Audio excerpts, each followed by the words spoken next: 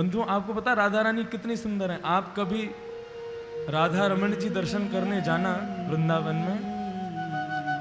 वृंदावन के ज्यादातर मंदिरों में आपको बिहारी जी दिखेंगे, राधा वल्लभ जी दिखेंगे, राधा रमन जी दिखेंगे, लेकिन राधा रानी नहीं दिखेंगे। लेकिन कभी गौर करना, हमारे ठाकुर जी के उल्टे हाथ की तरफ एक छोटा सा आपको पल्लू दिखेगा और पल्लू के ऊपर चूड़ामणि दिखेगी, वो श्री राधा रानी है।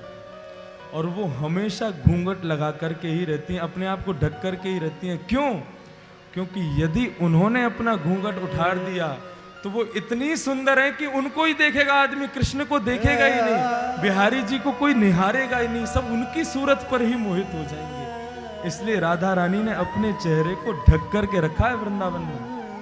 वृंदावन में राधा रानी का दर्शन नहीं है, अपना मुख छुपा करके खड़ी है राधा रानी। ऐसा प्रेम है कृष्ण और राधा का। प्रेम की पीड़ा मीरा जाने या जाने वो राधा, वो राधा, वो राधा। प्रेम की पीड़ा क्या होती है, या तो रुक्मणी या तो मीराबाई जानती हैं, या हमारी श्री राधा रानी जानती हैं। कृष्ण पटरानियां राधा रानी से मिलकर के वापस अपने शिविर की ओर आई। रुक्मणी जी जैसे ही कृष्ण के पास गई तो देखा कृष्ण बिस्तर पर लेटे हैं और पीड़ा के मारे रुदन कर रहे हैं। रुक्मणी जी गई, जाकर के हाथ देखा तो बुखार चढ़ा है। बोली, कृष्ण क्या हुआ आपको द्वारिकाधीश? आपको तो बहुत तेज बुखार है, क्या हुआ, कैसे हो गया? मैं मना करती हूँ बिना पादुका पहने बाहर मत जाइए, इतनी धूप पड़ती है और आप सुनते नहीं है, पूरे पैरों में छाले पड़ गए हैं आपके में। द्वारकाधीश बोले, अच्छा ये बताओ तुम कहाँ गई थी अभी? रुक्मणी जी बोली, कहीं तो नहीं। बोले, तुम जानती हो मैं अंतर्यामी हूं, मुझे सब पता रहता है कौन कहाँ जाता है, मुझे बताओ कहाँ गई थी? बोले, हम ब्रजवासियों से मिलने गए। तो बोले, ब्रजवासियों से या राधा रानी से? बोले, हाँ राधा रानी से। और तुमने क्या कह करके उनको वो दूध पिलाया? बोले, क्षमा कर दीजिए, हमने आपका नाम लिया कि कृष्ण ने भेजा है, और वो सुन करके राधा रानी ने पूरा दूध पी लिया। बोले, तुम्हें पता है मेरी तबीयत इसीलिए खराब हुई है क्योंकि वो दूध अत्यंत गर्म था और श्री राधा रानी के हृदय में मेरे चरणों का निवास है। जब उन्होंने वो दूध पिया और राधा रानी के हृदय में मेरे चरण हैं, तो वो पूरा दूध गरम गरम मेरे चरणों पर पड़ा और मेरे पूरे चरणों में छाले पड़ गए। बंधुओं, रुक्मणी आदि पटरानियों को अपना प्रेम कहीं दूर दूर तक दिखाई नहीं भगवान के आगे। बोले, हम अपने आप को प्रेमी मानती हैं कृष्ण का। वास्तविक में सच्चे प्रेमी तो कृष्ण के सभी ब्रजवासी हैं, सभी ब्रज के वासी हैं। फिर ऐसी भी कथा आती है कि मां यशोदा को पता चल गया कि मेरा कन्हैया यहां आया हुआ है। कृष्ण की याद में इतनी रोई मैया कि अब उनको आंखों से साबुत सामने दिखता नहीं है कुछ भी। कृष्ण को ढूंढती ढूंढती पूरे कुरुक्षेत्र में ढूंढ रही हैं, मेरो कन्हैया कहाँ है तू? अरे मेरे लाला तू कहाँ है? अरे मेरो कन्हैया, मेरो कनुआ, मेरो गोपाल, मेरो गोविंद तू है कहाँ? एक बार मैया के पास आ जाना। और पूरे ब्रजमंडल में घूमते पूरे कुरुक्षेत्र में घूमते घूमते घूमते जैसे ही द्वारिका के शिविर के सामने से निकली, भगवान अपनी सभा को संबोधित कर रहे थे, तभी मुख्य द्वार से उनको आवाज जाती हुई सुनी, कन्हैया तू कहाँ है? लाला तू कहाँ है? कन्हैया को लगा, अरे ये तो मेरी यशोदा मैया की आवाज है। पूरी सभा को छोड़ करके भगवान गए और भगवान ने जाकर के यशोदा जी को अपने हृदय से लगाया। आज सैकड़ों वर्षों बाद कन्हैया अपनी मैया यशोदा से मिले हैं। मैया यशोदा ने कृष्ण को बहुत प्रेम किया, बहुत दुलार किया, बहुत प्यार किया। मैया को लेकर के आए, अपनी सभी पटरानियों से मिलवाया, अपने सभी बालकों से मिलवाया, अपने सभी नाती पोतों से मिलवाया माँ यशोदा को। और कहा मैया ये सब तेरी ही फुलवाड़ी है, आज ये सब तेरी ही फुलवाड़ी यहाँ खड़ी हुई है।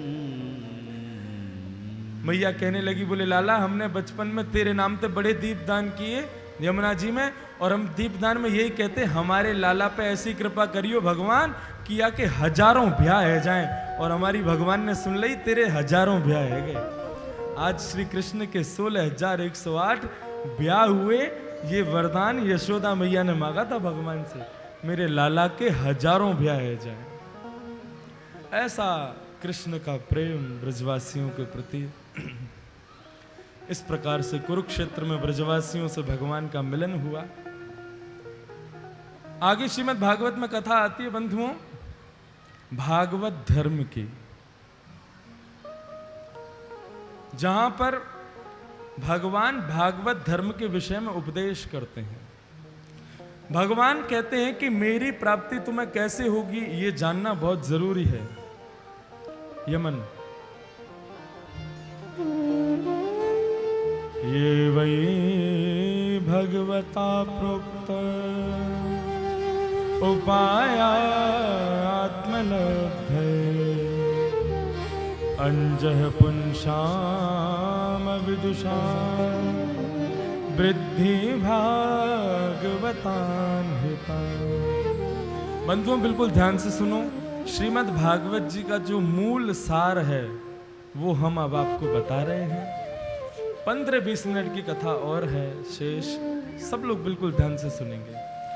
भगवान कह रहे हैं मैं जो अब तुम्हें बताने जा रहा हूं यही है वास्तविक भक्ति का पथ। भक्ति का पथ मतलब मुझसे मिलने का रास्ता। मुझसे कैसे मिला जाए मैं तुम्हें बता रहा हूं। भगवान कहते हैं इसको भागवत धर्म कहते हैं, इसी को भक्ति पथ कहते हैं।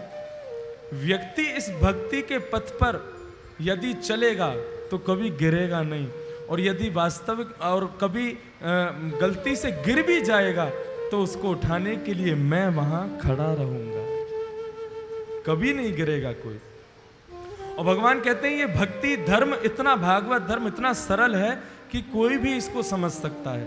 तो बंधुओं भागवत धर्म वैसे तो बहुत बड़ा है, लेकिन मैं मुख्य 2 श्लोकों को आपको बता दूं, और आप सब मुझे वचन दीजिए कि जो अब मैं बताने जा रहा हूं जितना हो सकेगा अपने जीवन में उतारने का उसका प्रयास कीजिएगा। ध्यान से सुनिए क्या है भागवत धर्म। पूरी कथा का सार अब हम आपको बता रहे हैं, ध्यान से सुनिए। कि कायेन वाचा मनसेन्द्रियैर्वा बुद्ध्यात्मना भानुषितस्वभावा करोमि यत् यत् सकलं परस्मै नारायणायेति समर्पये तद्। बिल्कुल ध्यान से सुनेंगे, सभी लोग मेरी ओर देखेंगे और ध्यान से सुने। भगवान कह रहे हैं भक्ति के पथ पर चलने के लिए सबसे पहला जो आपको कार्य करना है वो ये है, कायेन वाचा मनसेन्द्रियैर्वा। काया किसको कहते हैं? किसको कहते हैं काया? शरीर को। भगवान कह रहे हैं कायेन वाचा, वाचा कहते हैं वाणी को, मन सेन्द्रियैर्वा मन और इंद्रियों से, काया से, वचन से, मन इंद्रियों से क्या करना है? और बुद्ध्यात्मनाभा निश्चितस्वभावा, अपनी बुद्धि से और अपने स्वभाव से। क्या क्या बताया?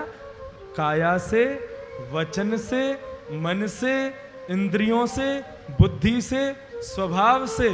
हम जो कोई भी धर्म करते हैं वो सब भगवान को अर्पित कर देना ही भक्ति पथ का पहला मार्ग है। समझ में आई बात? नहीं समझ में आई? मतलब आप कितना भी बड़ा धर्म का कार्य करो, चाहे हाथ से करो, पैर से करो, मुख से करो, आंख से करो, कान से करो, बुद्धि से करो, भले ही सोच के करो, उस सब के फल को भगवान को अर्पित कर देना ही भक्ति पथ है। जैसे कि अब मान लीजिए ये गर्ग परिवार ने ये श्रीमद् भागवत की कथा यहाँ कराई है, भगवान फल तो देंगे कुछ, भाई तुमने कथा कराई है, तुम्हें कुछ तो मिलना चाहिए। लेकिन सार्थकता कब है?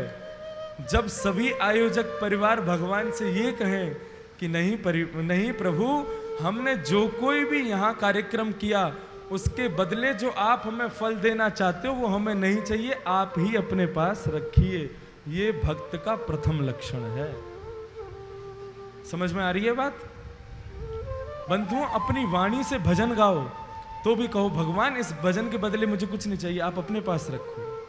अपने हाथों से आपने कहीं सेवा की, जैसे अब क्या होता है सर्दियों में लोग कंबल बांटते हैं रात में किसी को, लेकिन दूसरे दिन अखबार में जरूर छपना चाहिए कि हमने कंबल बांटे थे रात को। फेसबुक पर जरूर अपडेट होनी चाहिए हमने कंबल बांटे थे रात को। वो भक्ति पथ नहीं है। तुमने क्या दान किया, क्या पुण्य किया, तुम्हारे पड़ोसी को भी नहीं पता चले। तुमने इस हाथ से दिया, तुम्हारे दूसरे हाथ को पता ही ना चले कि मैंने क्या दिया, तो तुम भक्ति के पथ पर चलने के लायक हो। भगवान कहते हैं हम जो कुछ भी करते हैं सब कुछ भगवान को अर्पित करना है। बंधुओं, एक बात ध्यान से सुनना, भक्त, भक्ति, भगवान और गुरु, ये चार अलग अलग नाम हैं लेकिन वास्तविक में एक ही हैं। कौन कौन से? भक्ति, भक्त, भगवान और गुरु।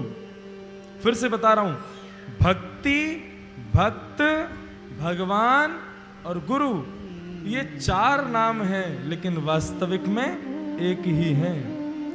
भक्ति, भक्त, भगवंत, गुरु, चतुर नाम वपु एक, तिनके पग बंधन किए नाशहि विघ्न अनेक। एक बार एक सेठ जी ने कथा करवाई। व्यास जी आए, सेठ जी ने अपने सभी मित्रों को निमंत्रण दिया, बोले भाई सबको कथा में आना है, हमने कथा करवाई है। अब यहाँ गर्ग जी ने कथा करवाई, उन्होंने सब अपने फैमिली मेंबर्स को, अपने मित्रों को इनवाइट किया ना, सब आए। तो जैसे कोई अगर अच्छा हमारा दोस्त आता है तो हम क्या करते हैं, उसको स्टेज पर लेकर के जाते हैं महाराज जी से मिलवाने के लिए। महाराज जी हमारा बहुत अच्छा दोस्त है ये। ऐसे ही वो सेठ जी ने कथा करवाई तो उनका एक दोस्त आया, अपने दोस्त को लेकर के ऊपर मंच पर गए और मंच पर जाकर के महाराज जी से मिलवाया। और वो दोस्त जो था वो कभी भजन वजन नहीं करता था, लेकिन अपने दोस्त के कहने पर वो आ गया था कथा में। आज जैसे ही मंच पर आया, ध्यान से सुनना सभी लोग, संत जो थे वो चेहरा देख करके ही समझ जाते थे कि आदमी भजन करता है कि नहीं करता। जैसे ही वो उनके पास आया तो जो वक्ता कथा कर रहे थे उन्होंने उससे कहा, वो सब तो ठीक है महाराज, आप थोड़ा भजन किया करो, आप भजन नहीं करते हो। वो आदमी कह रहे, अरे महाराज जहर खाने का समय नहीं है, आप कह रहे हो भजन किया करो। एक सेकंड का समय नहीं मिलता मुझे फैक्ट्री से, आज बड़ी मुश्किल से 5 मिनट निकाल के आया हूं आपकी कथा में आने के लिए, बहुत समझिए आप। संत बोले अच्छा, तुम यदि भजन करोगे ना तो तुम्हारी जो बिजनेस है ना वो 10 गुना ज्यादा तीव्र गति से कमाई करवाएगा तुम्हारा, देख लेना। अब जिसको अपनी बिजनेस की पड़ी रहती है और बढ़े, और उसको तो उपाय चाहिए कैसे भी बढ़े। अच्छा सच में? बोले हाँ, 5 मिनट बस भजन करना है तुम्हें, सब हो जाएगा काम। कहीं भी समय निकालो, 5 मिनट भजन करो। तो उसने कहा कभी भी कर सकते हैं? बोले हाँ कभी भी करो। और उस भले आदमी ने पता कौन सा समय चुना? सुबह सुबह बाथरूम में बैठ करके भगवान का भजन करता था। बाथरूम में बैठे बैठे सीताराम सीताराम सीताराम कहिए, जाहि विधि राखे राम ताहि विधि रहिए। सीताराम सीताराम सीताराम कहिए, जाहि विधि राखे राम ताहि विधि रहिए। ओ सीताराम सीताराम सीताराम कहिए, जाहि विधि राखे राम ताहि विधि रहिए। सीताराम सीताराम सीताराम कहिए, जाहि विधि राखे राम ताहि विधि रहिए। ओ सीताराम सीताराम सीताराम कहिए, जाहि विधि राखे राम ताहि विधि रहिए। सीताराम सीताराम सीताराम कहिए, जाहि विधि राखे राम ताहि विधि रहिए। बाथरूम में बैठा बैठा वहीं गाता था। पेट भी साफ हो रहा है, मन भी साफ हो रहा है, दोनों एक साथ हो रहे। अब हनुमान जी का एक नियम है, जहां कहीं भी भगवान के भजन कीर्तन चलते हैं, प्रभु चरित्र सुनवे को रसिया, प्रभु चरित्र सुनवे को रसिया, ओ प्रभु चरित्र सुनवे को रसिया, ओ प्रभु चरित्र सुनवे को रसिया, और राम लखन सीता मन बसिया, राम लखन सीता मन बसिया। हनुमान जी प्रभु के चरित्र को सुनने के लिए बहाने ढूंढते रहते हैं। अरे कहीं कोई कीर्तन कर रहा हो, कहीं कोई कथा कर रहा हो, मुझे वहां भेज दो, मैं वहीं रहूंगा।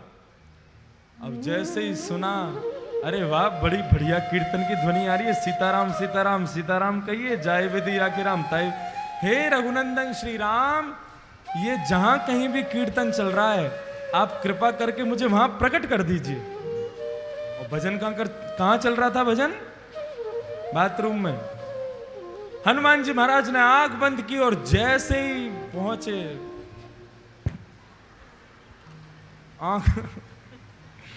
आंख खोल करके देखा, हनुमान जी महाराज का पूरा दिमाग खराब हो गया।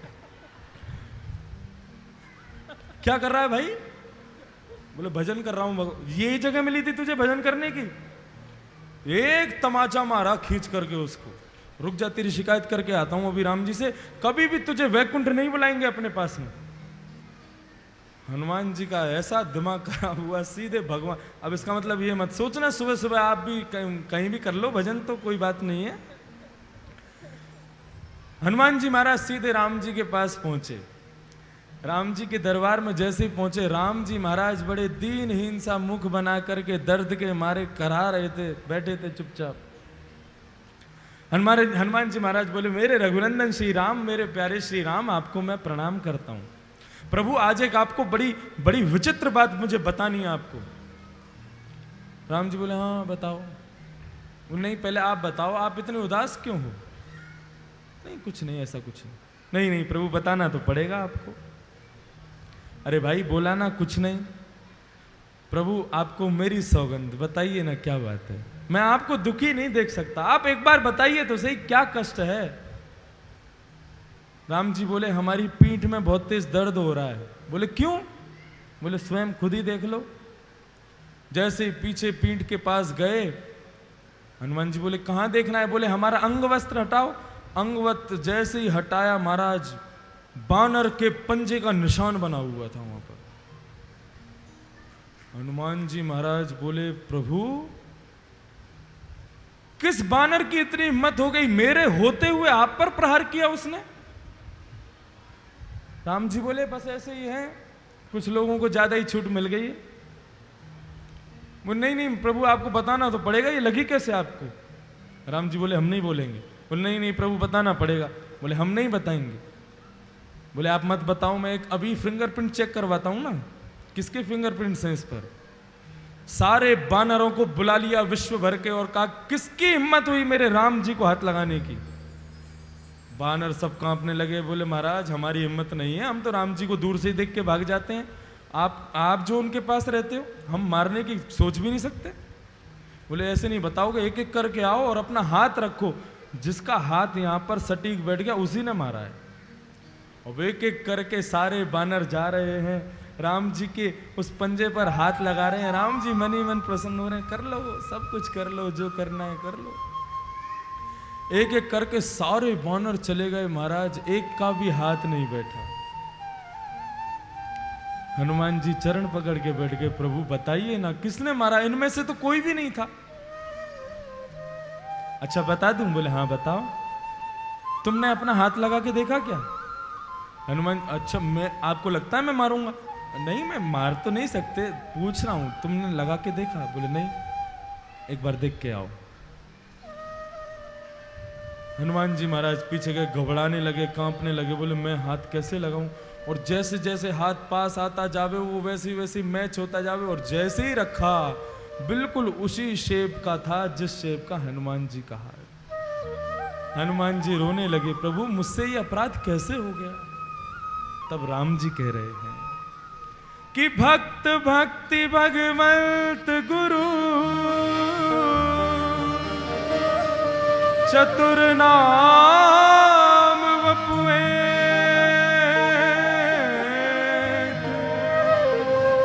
तिनके पग वंदन किए, नाशहि विघ्न अनेक। हनुमान, भक्ति, भक्त, भगवान और गुरु, जब मनुष्य मेरा भक्त बन जाता है ना, तो वो मेरा ही स्वरूप हो जाता है। उस पर आया कष्ट वो मुझे भी लगता है। तुमने मेरे एक भक्त को मारा, वो पीड़ा मेरे भक्त को कम हुई, मुझे ज्यादा हुई है, इसलिए मेरी कमर में लगा है। बंधुओं, भगवान कहते हैं जब व्यक्ति सर्वस्व मुझे अर्पित कर देता है तो उसका दुख मेरा दुख है, उसका सुख मेरा सुख है, उसका आनंद मेरा आनंद है। और वही भक्ति पथ का पहला स्वरूप है। हम जो कुछ भी करते हैं सब कुछ भगवान को अर्पित करना है। फिर दुख की घड़ी में भी वो तुम्हारे साथ है, सुख की घड़ी में भी वो तुम्हारे साथ है। ये भक्ति पथ का पहला मार्ग समझ में आ गया सब लोगों को। हम जो कोई भी पुण्य करते हैं, एक बार मुख से यदि हरि नाम भी निकलता है तो भी भगवान से कहो, प्रभु मुझे इसके बदले कुछ नहीं चाहिए, आप रखिए। भगवान की दरबार में तीन चीज हमेशा याद रखना, तुच्छ, कुछ और सब कुछ। हमारे घर पर कोई मांगने वाला आ जाता है तो हम अपने घर की सबसे तुच्छ वस्तु उसको देते हैं, देते कि नहीं देते? लेकिन हमारे घर पर, हमारे बिजनेस में, हमारी फैक्ट्री में काम करने वाले लोगों को होली दिवाली हम कुछ ना कुछ तोहफा देते हैं, कुछ देते हैं। लेकिन अपने खुद के बेटे और खुद की बेटी को हम सब कुछ दे देते हैं। यही रूल भगवान के मंदिर में लागू होता है। तुम भगवान से जाकर के भगवान के दरबार में कुछ मांगोगे, वो तुच्छ से तुच्छ वस्तु देंगे, ले जा। लेकिन भगवान की कुछ सेवा करोगे तो भगवान कुछ देंगे। लेकिन भगवान के सामने भक्ति के पथ पर चल करके सर्वस्व भगवान को दे दोगे तो भगवान भी तुम्हें अपना सब कुछ अर्पित कर देंगे। ये भक्ति पथ का प्रथम स्वरूप है। और भक्ति पथ का दूसरा स्वरूप क्या है? दूसरा स्वरूप थोड़ा कठिन है, अच्छे से इसको आदमी अपना नहीं सकता। कौन कौन से? ध्यान से सुनना। कि खंबायु यज्ञं सलिलं महिं च ज्योतिंसि सत्त्वानि दिशो द्रुमादि सरित समुद्रांश हरे शरीरम यत्किंच भूतम प्रणमेदनन्यम। भक्ति पथ का दूसरा स्वरूप क्या है? मैं पहले ही बोल दे रहा हूं, ये बहुत कठिन है। क्या? अपनी आंखों के आगे दिखने वाली प्रत्येक वस्तु में भगवान को देखना है, और ये हम नहीं कर सकते। बहुत कठिन है इसको करना। लेकिन बंधुओं, भगवान कहते हैं जिसने ऐसा कर दिया एक दिन उसको भी पता नहीं चलेगा और मैं वास्तविक स्वरूप में उसके सामने आ ही जाऊंगा। जो सब में मुझको देखेगा एक दिन मैं उसके सामने खड़ा हो ही जाऊंगा। एक संत थे, वे संत गंगोत्री से गंगा जी का जल लेकर के आ रहे थे और सोच रहे थे मैं रामेश्वरम में जाकर के इस गंगा जल को चढ़ाऊंगा। आपने कथा सुनी होगी, नामदेव जी था शायद नाम उनका। गंगोत्री से चल करके रामेश्वरम पहुंचे 2-3 महीने में। और जैसे ही रामेश्वर भगवान के मंदिर का शिखर दिखने लगा, वे बड़े, अरे जय हो मेरे राम, अब तो बस कुछ ही क्षणों में पहुंचने वाला हूं, मैं अपना गंगा जल चढ़ाने वाला हूं रामेश्वर भगवान पर। मैं इतने में ही क्या देखा, समुद्र के किनारे एक गधा प्यास के मारे व्याकुल है, जीभ बाहर निकाल करके इधर उधर लौट रहा है। अब वो सामने मंदिर को देखें और यहां गधे को देखें। यदि गधे को पानी नहीं पिलाया तो मर जाएगा, मंदिर में पानी नहीं चढ़ाया तो मेरी इतने दिन की मेहनत बर्बाद चली जाएगी।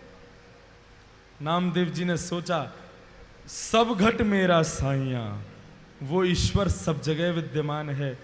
अपने 3 महीने की सारी तपस्या को उन्होंने व्यर्थ कर दिया और गंगा जल के उस ढक्कन को खोल करके गधे के मुख में डाल करके रामेश्वर भगवान के शिखर को देख करके कहा, हे रामेश्वर भगवान, आप मेरे इस गंगा जल को यहीं से स्वीकार कीजिए। और जैसे ही गंगा जल गधे के मुख में गया, देवाधिदेव महादेव शंकर भगवान प्रकट हो गए। बोलो रामेश्वर भगवान की जय। सब में भगवान को देखना, ये भक्ति पथ का दूसरा स्वरूप है। बंधुओं, हमारी कथा है रामेश्वरम में 21 दिसंबर से 28 दिसंबर तक। और आपको बताएं, दिल्ली से बहुत लोग जा रहे हैं, हमारा पूरा गर्ग परिवार भी वहां पहुंच रहा है, आ रहा है। आप भी जो लोग आना चाहें, या तो हमारे पंडित जी से मिल लें, हमारे ऑफिस में बात कर लें, या फिर गर्ग जी से कह देना। अब तो गर्ग जी हमारे घर के से ही हैं, आप उनको कह देना हमें भी चलना है, तो वो आपकी वहाँ की बुकिंग हमारे द्वारा करवा देंगे। वहाँ तो भाई राम और शंकर जी का मिलन हुआ था, लेकिन इस बार दिसंबर में कृष्ण और शंकर जी का मिलन होगा और उसमें हम सभी भक्त आनंद लेंगे। वैसे उसका आस्था पर लाइव तो नहीं है, डी लाइव है, 2 दिन बाद से आएगा। तो आप में से जो लोग वहाँ चलना चाहें जरूर चलें, बहुत लोग वहाँ पहुँच रहे हैं। और हमारी 4 धाम की जो विश्राम यात्रा है वो रामेश्वरम में, हमने द्वारिका से कथा शुरू की थी, इस साल जनवरी में जगन्नाथपुरी में हुई, जून में बद्रीनाथ हुई, और अब दिसंबर में वो 4 धाम की यात्रा विश्राम लेगी श्री रामेश्वर धाम में। तो आप में से जो लोग चलना चाहें, न्यू ईयर का टाइम है, क्रिसमस का टाइम है, होटलों में पब्स में तो बहुत मना ली, अब कथा में एक बार न्यू ईयर मना के देखो, बड़ा आनंद आएगा। और उसके बाद 3 जनवरी से रामेश्वरम से हम सीधे दिल्ली आएंगे। आपके बगल में जो पीतमपुरा है, यहाँ 3 जनवरी से रामलीला मैदान में हमारी कथा है। 3 जनवरी से 9 तक, 10 जनवरी तक 8 दिन की कथा है भागवत की। आप सब लोग सादर आमंत्रित हैं। तो इस प्रकार से भक्ति पथ के विषय में बताया भगवान ने। भगवान अपने पुत्रों को समय समय पर ज्ञान उपदेश करते रहते हैं। क्या बच्चों, कभी भी संतों का अनादर मत करना। यदि तुम संतों का अनादर करोगे तो मैं भगवान होकर के भी तुम्हारी रक्षा नहीं कर सकूंगा। देखो, ध्यान से सुनना सब लोग, इधर देखो मेरी तरफ। व्यक्ति के पतन का कारण क्या बनता है? 5 चीजें। कौन कौन सी? पहली, कम उम्र का होना। दूसरा, स्वरूपवान होना, सुंदरता होना। तीसरा, ज्यादा संपत्ति का होना। चौथा, ऊंची गद्दी का मिलना। और 5वां, इन चारों के होते हुए विवेक का ना होना। समझ में आई बात? फिर दोबारा समझाता हूं। पतन का कारण बच्चों का कैसे बनता है? जिन बच्चों का भविष्य बिगड़ जाता है वो कैसे बिगड़ता है? पहला, कम उम्र का होना। दूसरा, सुंदर स्वरूप का होना। चौथा, ज्यादा धन का होना। 5वां, ऊंची गद्दी मतलब ज्यादा इज्जत मिल जाना। और इन चारों के होते हुए 5वां, विवेक बुद्धि का ना होना। ये 5 चीजें जब मनुष्य के अंदर आ जाती हैं तो उसका पतन हो जाता है। और ये 5 चीजें भगवान कृष्ण के पुत्रों में हैं। कम उम्र है, बहुत संपत्ति है, बहुत ऊंची गद्दी है, बहुत सम्मान है, लेकिन बुद्धि बिल्कुल भी नहीं है, विवेक बिल्कुल भी नहीं है। भगवान कहते हैं संतों का अपमान मत करना। बच्चे कहते हैं पिताजी ऐसे ही बोलते रहते हैं, इन पर कोई काम ही नहीं है, बैठे बैठे संतों की बड़ाई करते रहते हैं, कुछ नहीं होता। ऐसे आजकल के बच्चे भी करते हैं, और क्यों ना करें? संतों ने अपना स्वरूप ऐसा ही बना रखा है। आजकल आपको पता ही है महाराज, जो आदमी इंसान कहलाने लायक नहीं उसको हम संत कह करके बुला रहे हैं। संत का स्वरूप ये नहीं है। संत वह है जो मिले तो बांट के खावे। संत वह है जो परोपकार करे। संत के चेहरे से ही दिख जाता है कि मैं संत हूं। पाखंडी अलग ही दिख जाता है कि मैं पाखंडी हूं। पाखंड का विरोध होना चाहिए, संत का सम्मान होना चाहिए। तो भगवान के बालकों ने सोचा भगवान ऐसे ही बोलते रहते हैं, कुछ नहीं होता संतवंत। भगवान का एक पुत्र है शाम्ब, उस शाम्ब के पेट पर साड़ी की पोटली बना करके बांधी, उसको साड़ी पहना करके संतों के सामने ले गए घूंघट निकाल करके। बोले देखें तो सही, पिताजी बहुत कहते हैं संत बहुत ज्ञानी होते हैं, पता तो करें संतों को कितना पता है। संतों ने कहा कि भाई ये आज नई बहू कहां से आई है? बोले महाराज गर्भवती है, बताइए तो सही इसके पेट से कौन होगा, बेटा या बेटी? संतों ने कहा अभी बताते हैं। आंख बंद करके देखा तो वो तो साड़ी की पोटली और कृष्ण के पुत्र मजाक कर रहे हैं हमारे साथ। आंख खोली, ताम्र वर्ण हो गया संतों का चेहरा। बोले तुम लोगों को बहुत अहंकार है ना कि तुम भगवान के पुत्र हो। मैं श्राप देता हूं, साम्ब के गर्भ से एक लोह पिंड जन्म लेगा जो तुम्हारे पूरे यदुवंश का सर्वनाश कर देगा। बच्चों ने कहा अरे देखें तो सही, साड़ी खोल करके देखी तो एक लोहे का पिंड रखा हुआ था। उग्रसेन जी के पास में गए, जाकर के कहा महाराज हमारी रक्षा करो। उग्रसेन जी ने उस पत्थर को घिस करके, उस लोह पिंड को घिस करके समुद्र में फेंकवा दिया। वही समुद्र के किनारे एरका नाम की घास बन गया। उसके कुछ कणों को एक मछली ने अपने मुख में निगल लिया। सभी यदुवंशी मदिरा पान करके नशे में धुत हो गए। किसी बात पर युद्ध हो गया, लड़ते लड़ते लड़ते आपस में एक दूसरे को काटने लगे। बल्लम फरसे खत्म हो गए तो समुद्र के किनारे उस एरका नाम की घास को उठा उठा करके एक दूसरे पर, वो घास नुकीली घास थी लोहे की, एक दूसरे पर फेंकने लगे और आपस में सभी मारे गए। भगवान कृष्ण और बलराम खड़े खड़े अपने पूरे यदुवंश का विनाश देखते रहे और कृष्ण हंसने लगे, देखो भैया आज मेरे वंश का विनाश का कारण भी बने तो मेरे अपने पुत्र बने। बंधुओं, माता पिता की बात को ना मानने का परिणाम ऐसा होता है। यदि माताजी पिताजी आपके सामने रेखा खींच दें, इससे आगे नहीं जाना, तो करोड़ों की संपत्ति मिल रही हो, मुझे नहीं जाना है, माता पिता की बात पहले है। वे माता पिता हैं, सबसे पहले भगवान वो हैं। तुम दर दर भगवान के पास जाते हो लेकिन घर में बैठे हुए इन दोनों भगवानों को नहीं मानते हो, तो दर के भगवान भी तुम्हें कभी नहीं अपनाते हैं। सबसे बड़े भगवान हमारे माता पिता हैं, सबसे पहले वो वंदनीय हैं। भगवान से दाऊ दादा ने आग्रह किया, कृष्ण आज्ञा दो, अब मैं भी जाना चाहता हूं। भगवान ने आशीर्वाद प्रदान किया। आज दाऊ दादा ने प्रथम बार संपूर्ण कृष्ण लीला में बलदेव के स्वरूप में श्री कृष्ण के चरणों में प्रणाम किया और शेष अवतार धारण करके 101 फन वाले नाग बन गए भगवान बलराम और क्षीर सागर में जाकर के प्रवेश कर गए। बोलो शेष भगवान की जय। भगवान के पूरे वंश नष्ट हो गया। 2-4 बच्चे होंगे कुछ। एक वृक्ष के नीचे भगवान अपने पैर पर पैर रख करके लेटे हुए थे।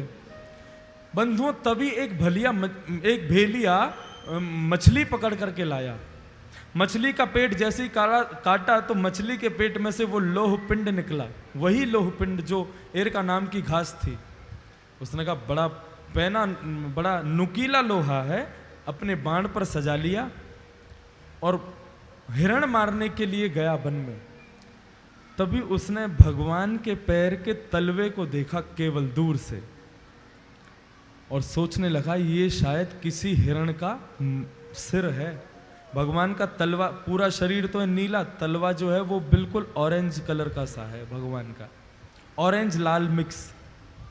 उसने कहा ये किसी हिरण का मुख है और धनुष पर बाण चढ़ा करके निशाना साधते हुए जैसे ही बाण छोड़ा, हमारे द्वारिकाधीश प्रभु के चरण में आकर के बाण लग गया।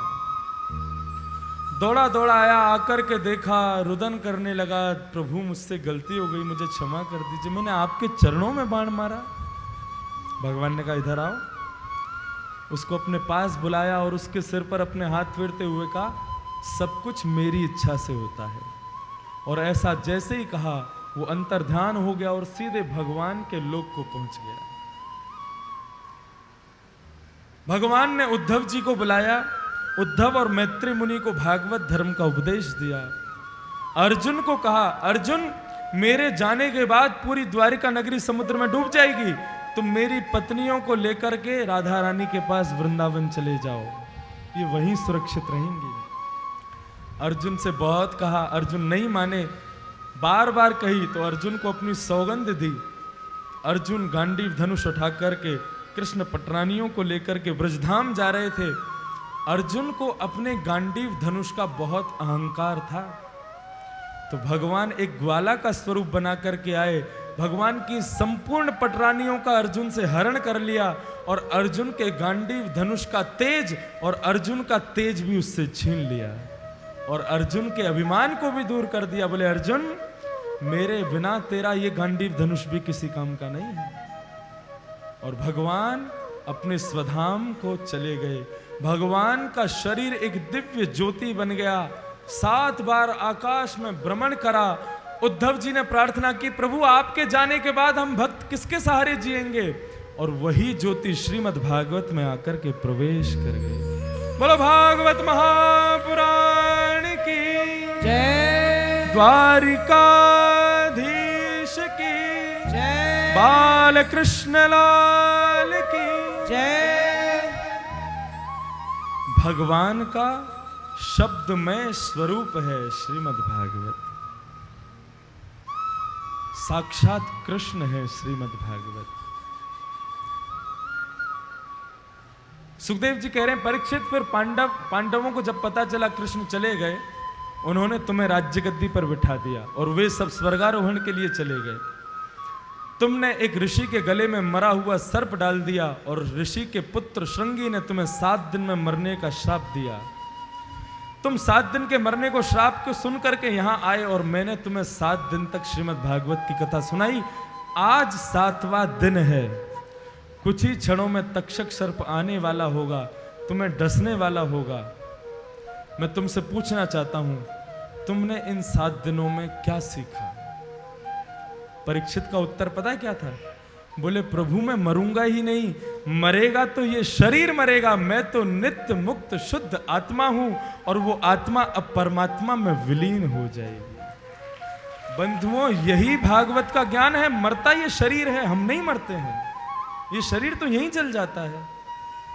इसलिए अपनी आत्मा को शुद्ध करने के लिए भक्त बनो, ताकि जब हम मर जाएं तो हमारी आत्मा उस परमात्मा में विलीन हो जाए। सुखदेव जी उठ करके वहां से चले गए और उस दिन के लेकर के आज तक सुखदेव जी का कुछ पता नहीं, कहां गए कहां रहे, सुखदेव जी का कोई पता नहीं चला।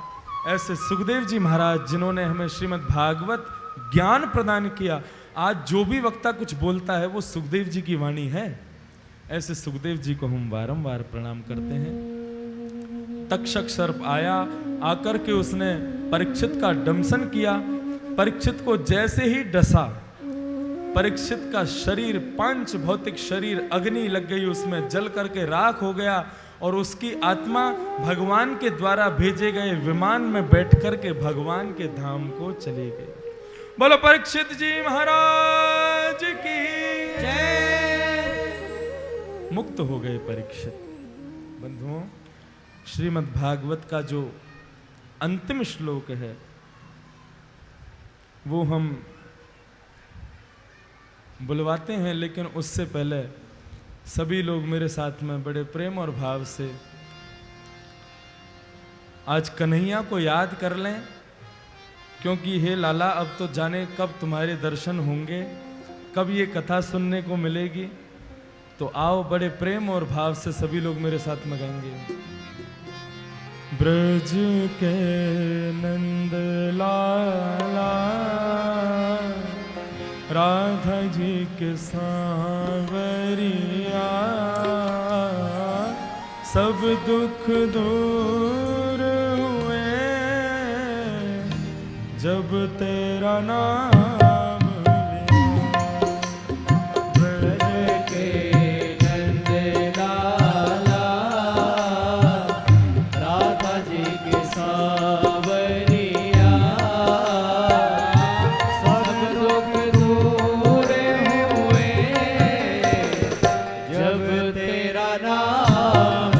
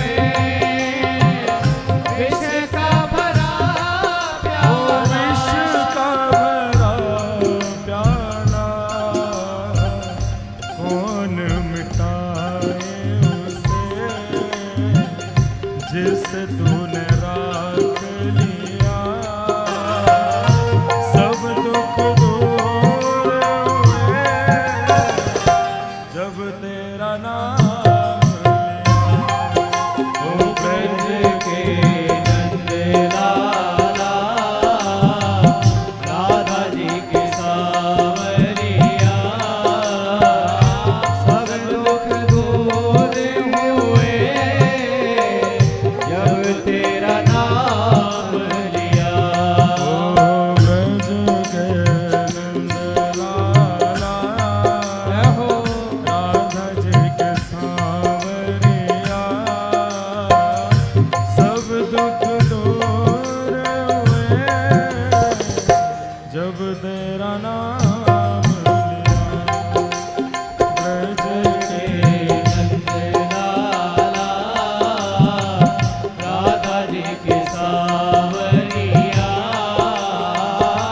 सब दुख दूर हुए जब तेरा नाम लिया। वृंदावन बिहारी लाल की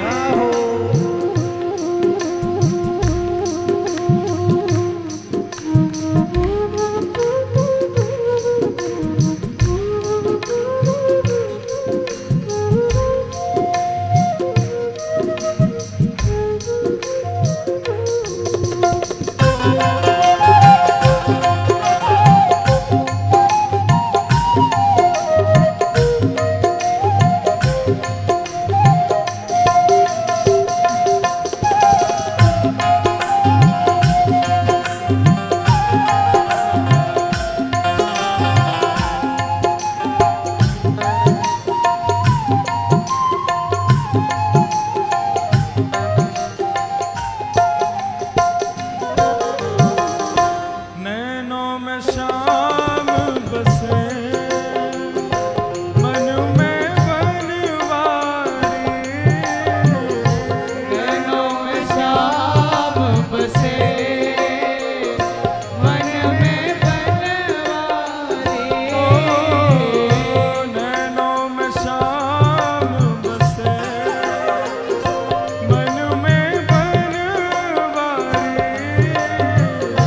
नैनों में श्याम बसे मन में बनवारी।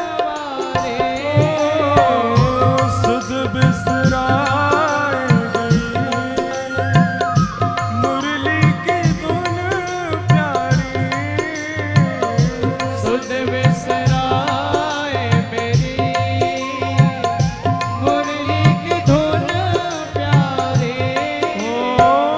मुरली की धुन प्यारी मेरे मन मंदिर में रास रचाओ सांवरिया सब दुख दूर हुए जब तेरा नाम लिया। गाइए ब्रज के नंदलाला राधा जी के सांवरिया सब दुख दूर हुए जब तेरा नाम। राधा रमण लाल की जय हो।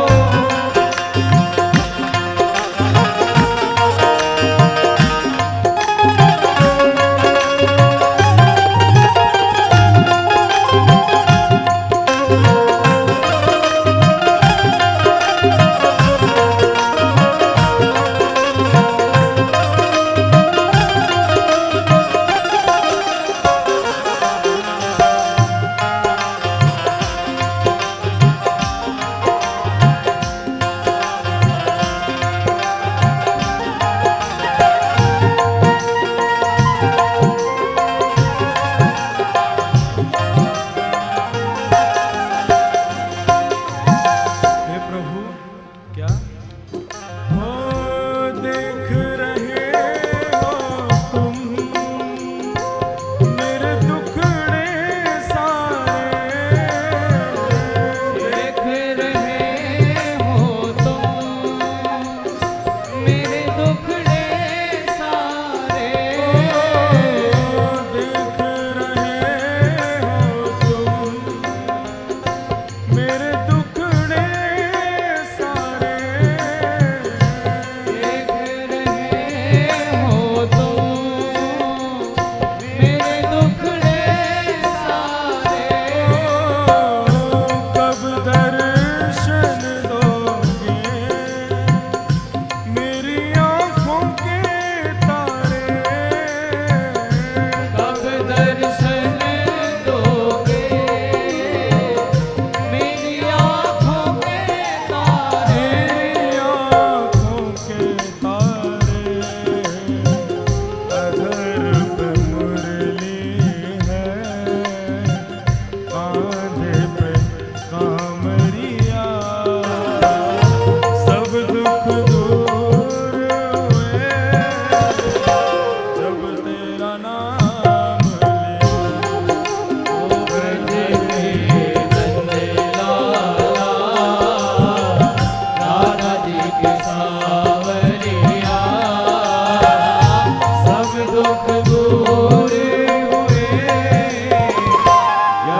तेरा नाम लिया।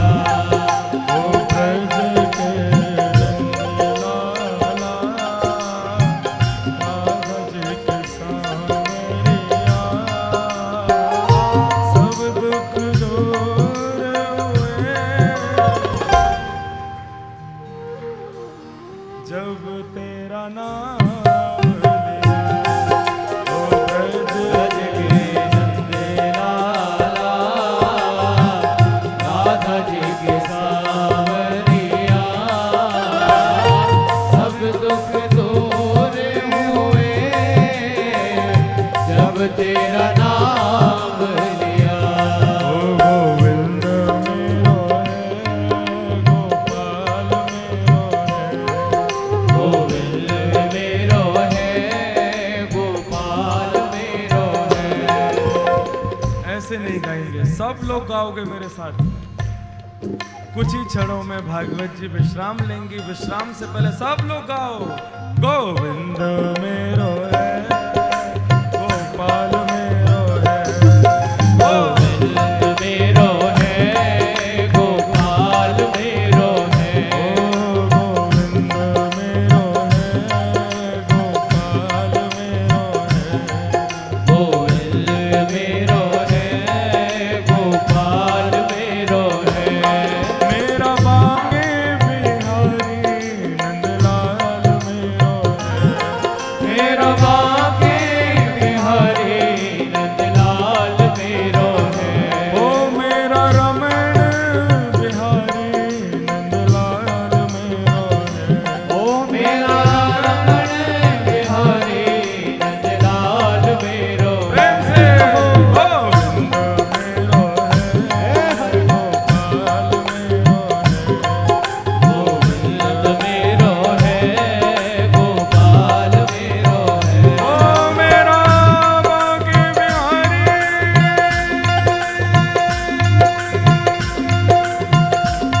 मेरा बाके बिहारी नंदलाल मेरो है। बिहारी नंदलाल मेरो है। ओ मेरा बाके बिहारी नंदलाल मेरो है। बिहारी नंदलाल मेरो है। ओ मेरा कुंज बिहारी गोपाल मेरो है। मेरो रमण बिहारी गोपाल मेरो ओ है। मेरा रमण बिहारी नंदलाल मेरो है। मेरो रमण बिहारी नंदलाल मेरो ओ है। मेरा कुंज बिहारी गोपाल मेरो है। मेरा रमण बिहारी गोपाल आइए, जय हो। गोविंद मेरो है, गोपाल मेरो है।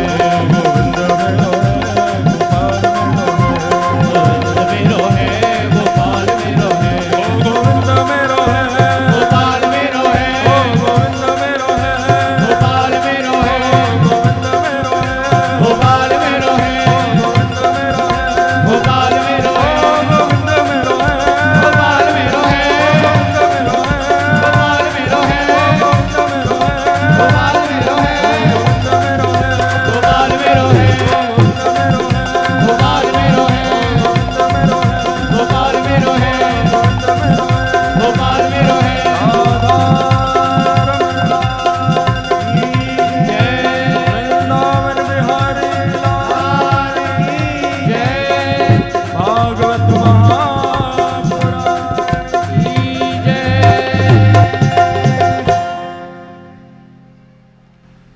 सब दुख दूर हुए जब तेरा नाम लिया। ओ ब्रज के नंदलाला, राधा जी के सांवरिया, सब दुख दूर हुए जब तेरा नाम लिया। भागवत जी का जो अंतिम श्लोक है वो आप सब लोग मेरे साथ में गाएंगे। सब लोग आंख बंद करें, श्री राधा रमण प्रभु का ध्यान करें और हाथ जोड़ करके सभी लोग मेरे साथ में गाएंगे। नाम संकीर्तनम यस्य संकीर्तनं यस्य नाम संकीर्तनं यस्य नाम संकीर्तनं यस्य सर्वपापप्रणाशनो सर्वपापप्रणाशनं सर्वपापप्रणाशनो सर्वपापप्रणाशनं प्रणामो दुःखशमनः प्रणामो दुःखशमनः प्रणामो दुःखशमनः प्रणामो दुःखशमनः तं नमामि हरिं परम् नमामि हरिं परम् तं नमामि हरिं परम् तं नमामि हरिं परम् तं नमामि हरिं परम् तं नमामि हरिं परम्। जिन भगवान श्री कृष्ण के नाम को लेने से हमारे सभी प्रकार के पाप नाश हो जाते हैं, ऐसे भागवतीय भगवान श्री राधा रमण वाधाहरण बांके बिहारी श्री द्वारिकाधीश के चरणों में हम बारंबार प्रणाम करते हैं। बोलो भागवत महापुराण की जय द्वारिकाधीश की जय राधा रमण लाल की जय जय जय श्री राधे जय जय श्री राधे जय जय श्री राधे। ओम नमः पार्वती पतये हर हर महादेव।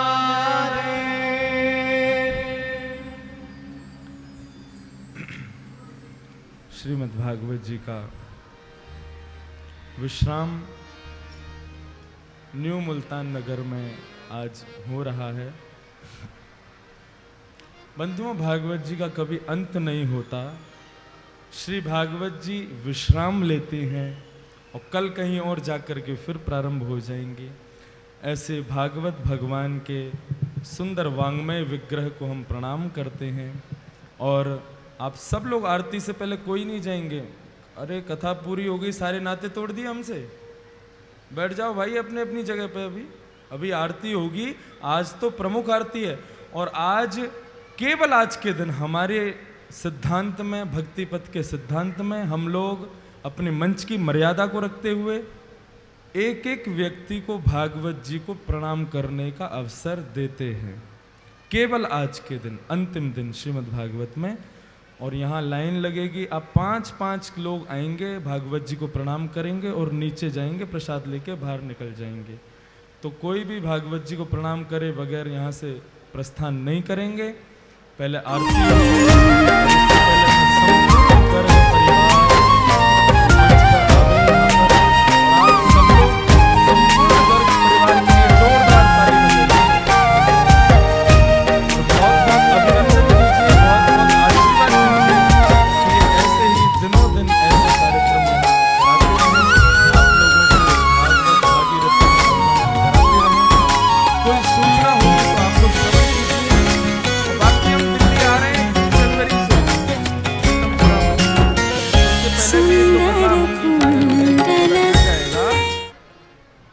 जनवरी से पीतमपुरा के पीयू रामलीला ग्राउंड में कथा है। आप सब लोग सादर आमंत्रित हैं। उससे पहले कोई कथा होगी तो आपको पता चल जाएगा। जो लोग रामेश्वरम चलना चाहते हैं, हमारे पंडित जी से या गर्ग जी से मिलकर के आप अपनी बुकिंग वहाँ करा लीजिए। और बाकी कोई सूचना होगी आप श्रवण कीजिए। और फिर मिलेंगे हम लोग इस भक्ति के पथ पर दोबारा आप लोगों से। तब तक के लिए भगवान आप पर खूब कृपा बरसाए, आपको कभी जुकाम खांसी बुखार कुछ भी नहीं होवे, और आप न्यू मुल्तान नगर के सभी लोग ऐसे ही भक्ति के पथ पर चलते रहें। बस इसी प्रार्थना के साथ आप सबको बहुत बहुत जय श्री कृष्ण। संपूर्ण गर्ग परिवार को बहुत बहुत जय श्री कृष्ण। जय जय श्री राम। श्री राधे। अभी हमारे मंच में गर्ग परिवार आए हुए हैं, भागवत जी का पूजन करेंगे, व्यास जी का पूजन करेंगे, उसके उपरांत आरती होगी। आप लोगों को भी पूजन का अवसर मिलेगा, परंतु आप लोग थोड़ा सा हमारा सहयोग करेंगे। 5-5, 10-10 करके आप आएंगे मंच में, भागवत जी का पूजन करके फिर आप धीरे धीरे वापस जाएंगे। तो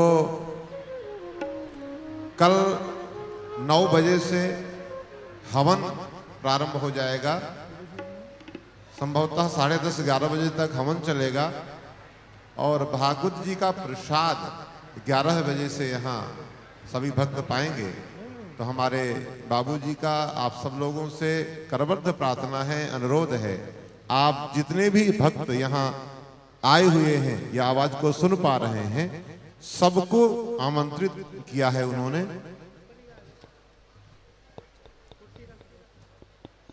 अच्छा, अभी मुझे ज्ञात हुआ है, वैसे पूज्य महाराज श्री व्यासगद्दी में आने को सबके लिए अवसर प्रदान करते हैं, परंतु कुछ मंच की परिस्थिति के अनुसार पर परिवर्तन किया गया है। आप लोग नीचे से ही पूजन कर सकते हैं, नीचे से ही आप भागवत जी का पूजन और प्रणाम कर लें, क्योंकि मंच शायद थोड़ा सा भी कमजोर हो गया है, इसलिए आप सब लोग ऊपर आने में सक्षम नहीं होंगे और परिस्थिति भी ऐसी नहीं है। और आप लोगों को बता दूं, कल 11 बजे से प्रसाद शुरू होगा और 11 बजे ही जिन माताओं ने कलश उठाया था, वो माताएं अपना अपना कलश यहां से अवश्य प्राप्त कर लें। आप सब लोगों को जैसे पूज्य महाराज श्री ने बताया है कि 21 दिसंबर 2017 से 28 दिसंबर 2017 पर्यंत रामेश्वरम धाम में रुद्राभिषेक और श्रीमद् भागवत सप्ताह कथा ज्ञान यज्ञ का विशाल आयोजन पूज्य महाराज श्री इंद्रेश उपाध्याय जी के पावन सानिध्य में आयोजित हो रहा है। उसमें जो भी भक्त सम्मिलित होना चाहते हैं, अभी हम लोग कल दोपहर तक यहाँ पर हैं, आप लोग हमसे मिलकर के नामांकन करा सकते हैं, या कभी आप टीवी चैनलों में देखते हैं गुरुदेव की कथा, तो आप उन कथाओं में जो नंबर चलते हैं, उन नंबरों में भी फोन करके आप लोग बुक करवा सकते हैं, या आप गर्ग परिवार से मिल करके अपना नामांकन करवा सकते हैं। आइए, भागवत जी का पूजन हुआ है, आरती की ओर चलते हैं। जय श्री कृष्ण।